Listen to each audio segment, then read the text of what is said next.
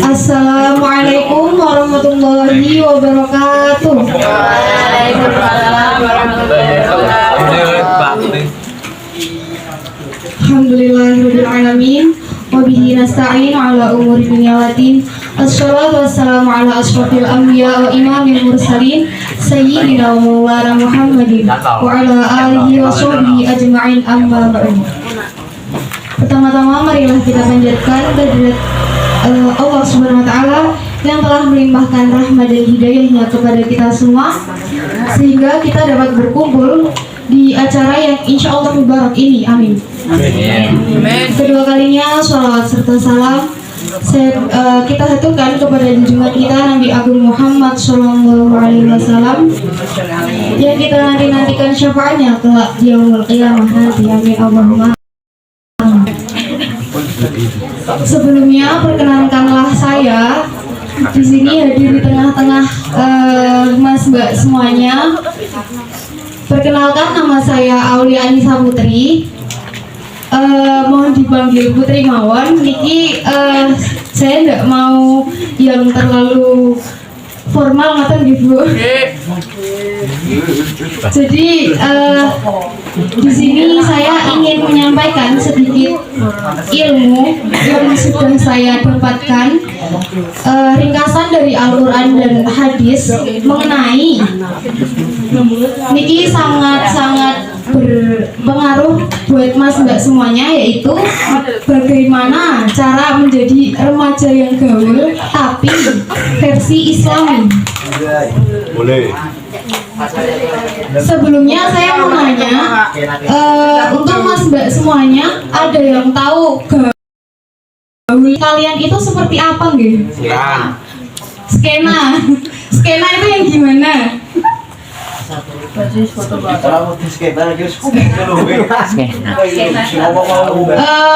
Apa namanya, gaya tren berpakaiannya yang kekinian atau kayak enggak Kayak sekarang namanya outfit. apa? Kayak sekarang namanya pang. outfit atau bisa jadi orang-orang yang suka trendy gitu ya, kekinian gitu, nggak mau ketinggalan zaman gitu ya. Atau generasi milenial seperti sekarang ini itu sangat banyak sekali sudah memarak di kalangan kita semuanya. Tapi sebenarnya kayak gitu tuh diperbolehkan atau enggak ya dalam Islam? Kenapa boleh? Penting? Oke, pintar, jamaah. Boleh nongkrong enggak? Ini termasuknya nongkrong enggak? Nongkrong tapi dikasih ngaji. Ya benar. dikasih makan. Jadi dalam Al-Quran dan hadis ada 10 prinsip, di mana prinsip itu ketika diterapkan kita semua bisa tetap bergaul tapi tidak melupakan dasar-dasar ajaran agama Islam. Yang pertama ada salimul aqidah atau akidah yang bersih. Akidah yang bersih itu yang seperti apa? Akidah yang bersih adalah orang dengan keimanan yang selalu terkait oleh Allah Subhanahu wa taala. Jadi kalau Mas Mbak sekalian baru mau pergi atau mau kemanapun, mau pergi sejauh apapun, ketika di dalam hatinya sudah terikat dengan Allah Subhanahu wa taala, ketika keimanan itu sudah ada dalam diri kita, itu insya Allah kita akan tetap dijaga sama Allah Subhanahu wa taala. Ngoten nggih? Terus yang kedua ada sahihul ibadah. Sahihul ibadah adalah ibadah yang benar, ibadah yang taat. Seperti tadi masnya bilang, katanya boleh nongkrong, yang penting ibadah, yang penting jamaah. Amin. Dasar-dasarnya adalah 5 waktu. Tapi untuk kita anak-anak milenial yang masih diberikan kekuatan jasmani yang sehat, yang kuat, akan lebih baiknya ditambah sama yang sunnah, ditambah dengan berzikir, ditambah dengan sholawat, ditambah dengan kumpulan-kumpulan seperti ini. Niku masya Allah mubarak tenanan gitu. Ngopi sambil yasinan gitu, tidak apa-apa. Oke, yang ketiga ada mati khuluq atau akhlak yang kokoh. Ketika akidah dan ibadah sudah ada dalam diri kita, sudah dipastikan akhlak kita akan terjaga dengan baik. Akhlak anak terhadap orang tuanya seperti yang sudah dijelaskan sama Mas Zaki tadi mengenai berbakti kepada orang tua. Akhlak kita terhadap sesama teman sebaya, akhlak kita terhadap kedua orang tua, terhadap guru, terhadap tetangga, terhadap yang lebih muda bahkan, ataupun terhadap sesama makhluk, dengan hewan, dengan tumbuhan, kita tidak boleh asal menelantarkan, berperilaku buruk. Harus tahu bagaimana yang baik, bagaimana yang buruk. Kita tetap menjaga akhlak kita dengan baik. Ngoten nggih? Yang keempat ada qawiyul jismi, kuat jasmani. Kuat jasmani yaitu sakit niku kita tidak ada yang tahu. Kita tidak bisa menolak. Tapi kita bisa menyembuhkan. Menyembuhkan itu pilihannya dua, pilihan terakhir. Kalau kita masih punya kesempatan untuk mencegah, ya kenapa tidak? Oke. Jadi ini kan ada mak-eman yang masya Allah sehatnya harus dihabiskan. Jadi ketika nanti jasmaninya kuat, jasmaninya sehat, ibadahnya ya lancar. Nanti kalau ibadahnya lancar, nongkrongnya ya lancar. Ngoten ya. Yang selanjutnya, yang kelima ada musaqaful fikri. Musaqaful fikri ini intelek dalam berpikir, dalam artian cerdas. Ini rata-rata masih pada sekolah nggih? Sekolah semua ya. Kelas berapa rata-rata? Ada 7, 8, baru ada mau kuliah. SMP, SMA, wah ada yang udah mau kuliah. Belajar niku harus tenanan, belajar niku harus dimanapun. Ketika kita sudah menerapkan akidah, akhlak, punya badan yang kuat, maka untuk kita bisa menggunakan hidup kita dengan bermanfaat, ya kita harus belajar agar pikiran kita bisa cerdas, bukan pintar ya teman-teman, mas tapi cerdas. Cerdas niku tidak hanya dalam hal pelajaran, tapi dalam hal berpikir, dalam hal memilih mana yang baik, mana yang buruk, mengetahui siapa tahu amar ma'ruf nahi mungkar. Siapa yang tahu amar ma'ruf nahi mungkar itu artinya apa? Mbak ada yang tahu enggak? Amar ma'ruf nahi mungkar. Amar ma'ruf yaitu berperilaku yang baik dan mencegah yang buruk, menghindari yang buruk. Jadi saya rasa semua mas mbak ini sampun tahu mana yang baik, mana yang buruk. Sudah sering diajarkan oleh orang tua, oleh guru-guru, bahkan dimanapun kita belajar, kita bisa tahu mana yang baik, mana yang buruk.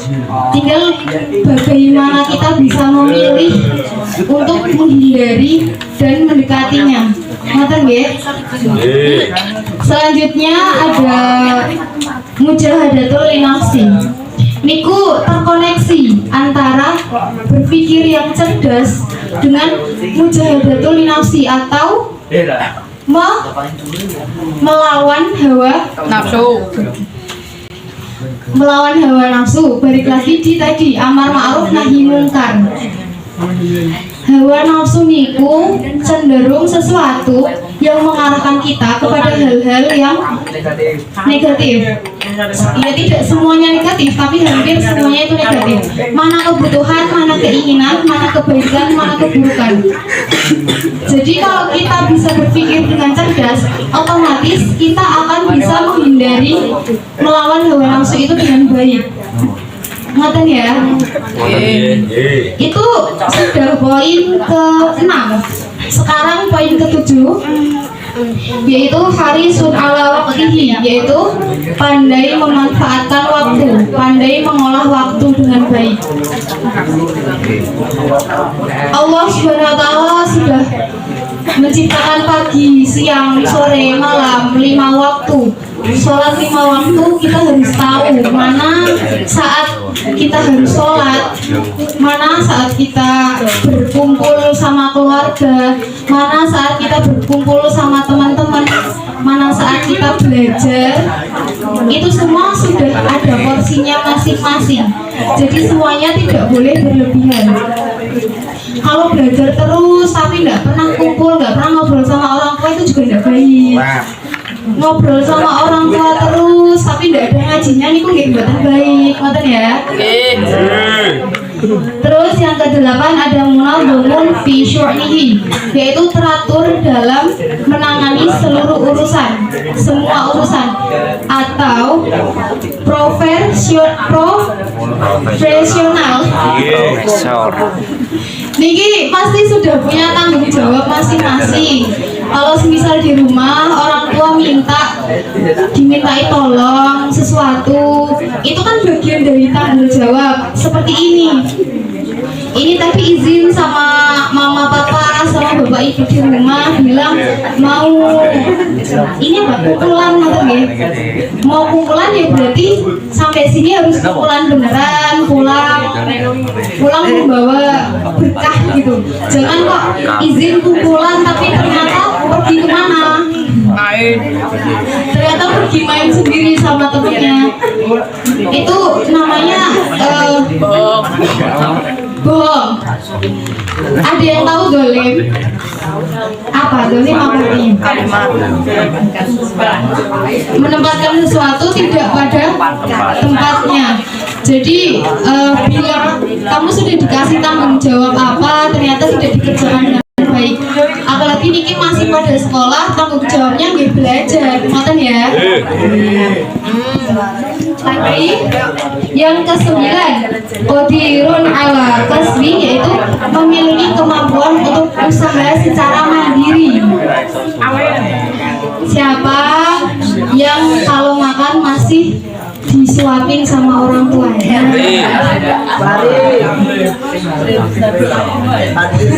Beda lagi kalau niku bapak ibunya yang minta, niku masih pengen anaknya jadi anak kecil lagi, ngoten ya. Tapi kita kalau memang bisa sendiri ya sendiri gitu. Sudah dilatih untuk mandiri, sudah dilatih untuk apa-apa sendiri. Jadi kita tidak akan bergantung kepada orang lain, kepada orang tua, kepada teman-teman.